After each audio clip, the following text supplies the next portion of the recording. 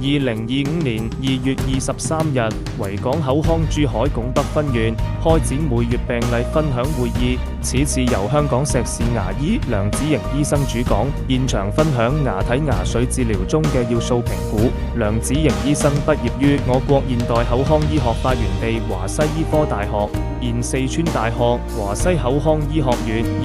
2024 QS 世界大學牙醫專業排名中國內地第1名。梁醫生自身從事多年嘅臨床經驗，詳細分享牙體牙髓治療中嘅先行條件、術前評估要素，